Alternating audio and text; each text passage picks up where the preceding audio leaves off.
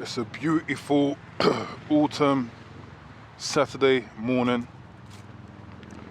We're actually going to play through, well, a bit of this Teddy Ursa community day in Pokemon Go. As you know, I like to do these community days out and about, you know, with this third person view, which again is an inspiration in terms of being inspired from gaming, right? But outside of the community day, I just want to speak about something that's quite prevalent, and that's the whole idea of gaming and masculinity. So, you know, can you be a certified masculine male? Whoops, I've got a shiny Teddy Ursa already. Can you be a 100% masculine male and play video games at the same time? Is that possible? So I just want to give my thoughts on that. I won't lay it for you too long. You know, so the idea that gaming is for kids and it's unbecoming of grown adults, you know, is something that's been a held long myth. You know, a lot of people would say, you know, games are for kids. Why are you still playing games? You're an adult, etc., etc. And a lot of people do believe that the two things can't go together. You know, you can't be a fully functioning adult and play video games.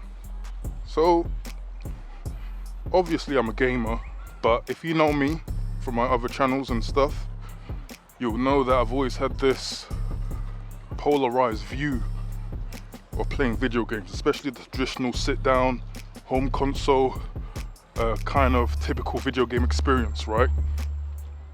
And that's because usually I'm a busy man. You know, after teenagehood, I've got a lot of things going on that I need to be attentive to. You know, I've got a few business endeavors, sporting endeavors, fitness, you know, other objectives in life, which will always put, you know, certain forms of entertainment on the back burner, right? So I guess this is why I take to Pokemon Go so well, because it's allowing me to play a game on the go. It's allowing me to do something that I enjoy, and that's in walking like this in the park. So it's effectively killing two birds with one stone.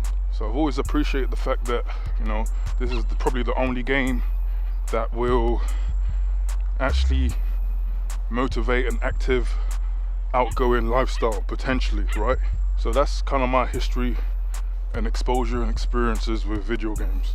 Needless to say, one of the biggest achievements in my life, that is becoming a international black belt martial artist. I would certainly say it's inspired by video games like Street Fighter, you know, Tekken as a teenager. And that's, again, one of the benefits, the fact that it can inspire young people to actually do something in real life, maybe even go into some elements of the video game industry, etc., etc., right? And I'll go as far as to say this, just to get to the point though, that if you play Pokemon Go, or if you play video games in general, and you're proud of that fact, that is 100% masculinity. I'll say that again. If you play video games, you're proud about it, Pokemon, all these kind of cute characters in fantasy lands, and you're open and proud about it, that's a 100% masculine endeavor. I'm kind of breathing heavily because I'm going up a hill, so excuse me for that. Let's look at this hill. Take a look at this hill though, Primrose Hill. One of my favorite hills. So you might ask, why do I say that? Why do I think that being a proud gamer is a masculine feat? Well, I say that because, as we all know, in a lot of popular opinions and points of view, you kind of get ostracized as an adult, as a man, if you admit to playing video games. So you've got a lot of guys out here who are, even guys who are very aware of the, you know, of shaming language from females especially, but other groups too. You know, this shaming language that is trying to dictate to you what you should be as a man.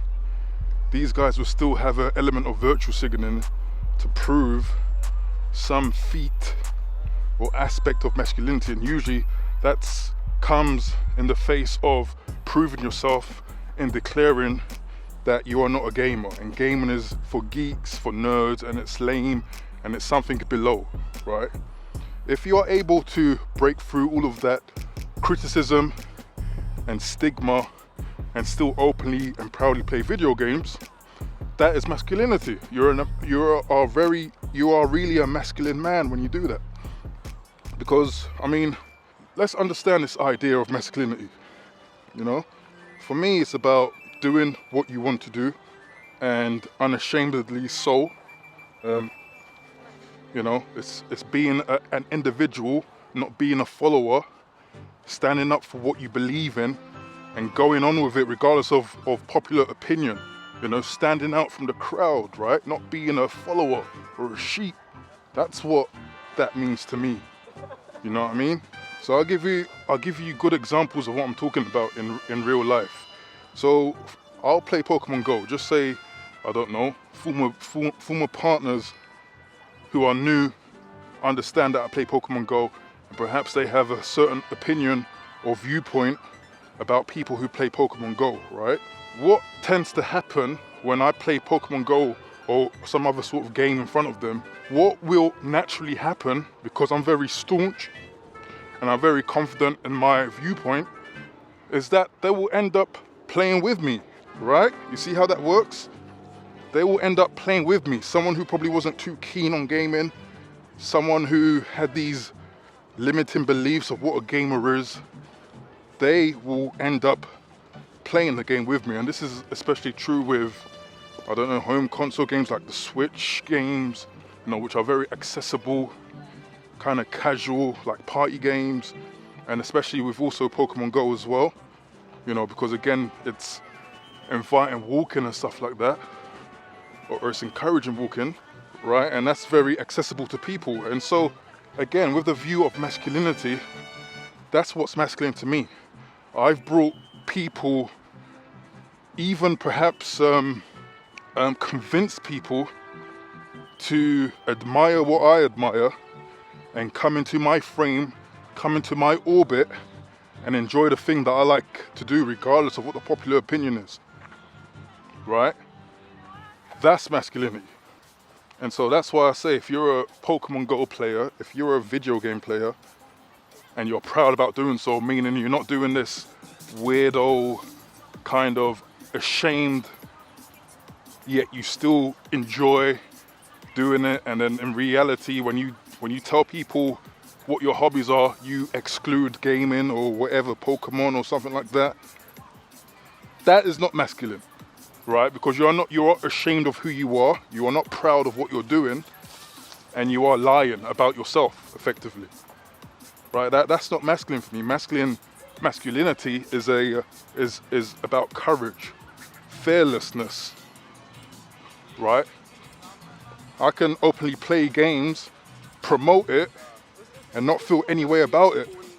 Right? That's what's masculine to me. And that's why I say Pokemon, whatever cutesy thing, anime, Sailor Moon, all of that. If you are open and proud about this, you don't care what the popular opinion is, you are a masculine man in doing so, in my humble opinion. But as always, you know, addiction is a problem. If you're addicted to video games, that is a problem. But, you know, I think most people are not that too far removed. Most people have a balance. You know, most people attention span will probably go down after a certain amount of time and go back to doing other daily activities, right? So I'm just keen to kind of bust the bubble of certain shaming lines and opinions and ideas, because I think a lot of it is just regurgitated fallacy. And I think for me and a lot of people, gaming is a good way to relax, decompress, you know, maybe have a family. It brings family together, young and old. You know, that's the beauty of some games, especially on the Switch. Bring people together. You got 5-year-olds coming together, you got 60-year-olds coming together, you got 30-year-olds coming together to play, enjoy a moment together, you know, and pass the time together, right? That's a beautiful thing. So what are your thoughts? Write down in the comments below. Am I wrong? Am I right about the ideas pertaining to gaming and masculinity? Write down your thoughts, like the video, and for now, peace out.